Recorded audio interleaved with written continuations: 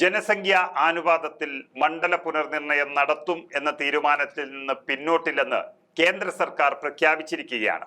ഇതിനെതിരെ ശക്തമായ പ്രതിഷേധം തമിഴ്നാട് തുടങ്ങിക്കഴിഞ്ഞു.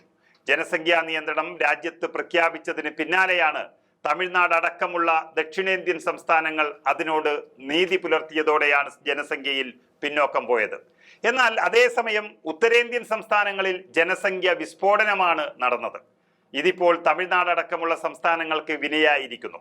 മണ്ഡല പുനർനിർണയം നടക്കുമ്പോൾ ജനസംഖ്യാ മാനദണ്ഡമാക്കുന്നതോടെ തമിഴ്നാട് അടക്കമുള്ള സംസ്ഥാനങ്ങളിൽ ലോക്സഭാ സീറ്റുകളുടെ എണ്ണം കുറയുകയാണ്. ഇതോടെ മറ്റു വഴികളില്ലാതെ കേന്ദ്ര സർക്കാരിനെതിരെ തുറന്ന യുദ്ധത്തിനിറങ്ങുകയാണ് തമിഴ്നാട്. ജനങ്ങൾ ഉടൻ കുട്ടികളെ ഉണ്ടാക്കണമെന്ന് പറയേണ്ട അവസ്ഥയിലേക്കാണ് തമിഴ്നാട് എത്തി നിൽക്കുന്നത്. മുഖ്യമന്ത്രി MK സ്റ്റാലിൻ ഇക്കാര്യം ആവശ്യപ്പെടുകയും ചെയ്തിട്ടുണ്ട്. സംസ്ഥാനത്തെ വിജയകരമായ കുടുംബാസൂത്രണ നടപടികൾ ഇപ്പോൾ അവരെ പ്രതികൂലമായി ബാധിച്ചിട്ടുണ്ടെന്നും സ്റ്റാലിൻ വ്യക്തമാക്കുന്നു. ജനസംഖ്യാടിസ്ഥാനത്തിലുള്ള അതിർത്തി നിർണയം തമിഴ്നാടിന്റെ രാഷ്ട്രീയ പ്രാതിനിധ്യത്തെ ബാധിക്കുമെന്നും സ്റ്റാലിൻ പറയുന്നു. തന്റെ അഭ്യർത്ഥന തള്ളിക്കളയരുത് എന്നും പാലിക്കണമെന്നും തമിഴ്നാട് ജനതയോട് മുഖ്യമന്ത്രി ആവശ്യപ്പെടുകയാണ്. അതിർത്തി നിർണയ വിഷയം ചർച്ച ചെയ്യാൻ ഒരു സർവകക്ഷി യോഗവും സ്റ്റാലിൻ വിളിച്ചു ചേർത്തിട്ടുണ്ട്. പ്രതിപക്ഷ പാർട്ടികൾ യോഗത്തിൽ പങ്കെടുക്കണമെന്നും അഭ്യർത്ഥിക്കുവാനും സ്റ്റാലിൻ മടിച്ചിട്ടില്ല. ദയവായി അഹങ്കാരം മാറ്റിവെക്കുക, മുഖ്യമന്ത്രിയുടെ ആഹ്വാനം എന്തിനു കേൾക്കണമെന്ന് ചിന്തിക്കരുത്, ഇത് തമിഴ്നാടിനൊരു അടിയന്തര വിഷയമാണെന്നും സ്റ്റാലിൻ വ്യക്തമാക്കുന്നു. മണ്ഡല പുനർനിർണയത്തിന്റെ പ്രത്യാഘാതങ്ങളെക്കുറിച്ച് ചർച്ച ചെയ്യാൻ തെരഞ്ഞെടുപ്പ് കമ്മീഷനിൽ രജിസ്റ്റർ ചെയ്തിട്ടുള്ള 40 രാഷ്ട്രീയ പാർട്ടികളെ ആ യോഗത്തിലേക്ക് ക്ഷണിച്ചിട്ടുണ്ടെന്നും മുഖ്യമന്ത്രി അറിയിച്ചിരിക്കുന്നു. ഫെബ്രുവരി 25 നടന്ന മന്ത്രിസഭാ യോഗത്തിന് ശേഷം സംസാരിക്കവേ തമിഴ്നാട് കുടുംബാസൂത്രണ നയങ്ങൾ വിജയകരമായി നടപ്പിലാക്കിയത് ഇപ്പോൾ സംസ്ഥാനത്തെ തന്നെ പ്രതികൂലമായി ബാധിച്ചിട്ടുണ്ട് എന്ന് മുഖ്യമന്ത്രി സ്റ്റാലിൻ ആവർത്തിച്ചിരുന്നു. ജനസംഖ്യാ സെൻസസ് അടിസ്ഥാനമാക്കി അതിർത്തി നിർണയം നടപ്പിലാക്കിയാൽ തമിഴ്നാടിന് 8 MP നഷ്ടപ്പെടും.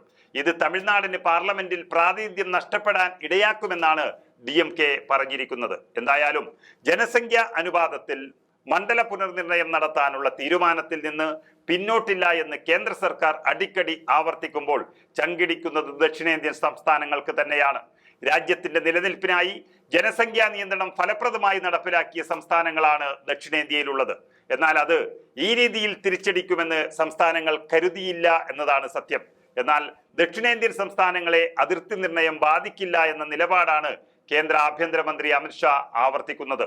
ജനസംഖ്യാ അനുപാതത്തിന്റെ അടിസ്ഥാനത്തിൽ ഒരു ലോക്സഭാ സീറ്റ് പോലും കുറയ്ക്കില്ലെന്ന് പ്രധാനമന്ത്രി നരേന്ദ്രമോദിയും ഉറപ്പാക്കിയിട്ടുണ്ടെന്നും ദക്ഷിണേന്ത്യൻ സംസ്ഥാനങ്ങൾക്ക് ന്യായമായ വിഹിതം ലഭിക്കുമെന്നുമാണ് അമിത്ഷായുടെ പ്രതികരണം കാണിക്കുന്നത്.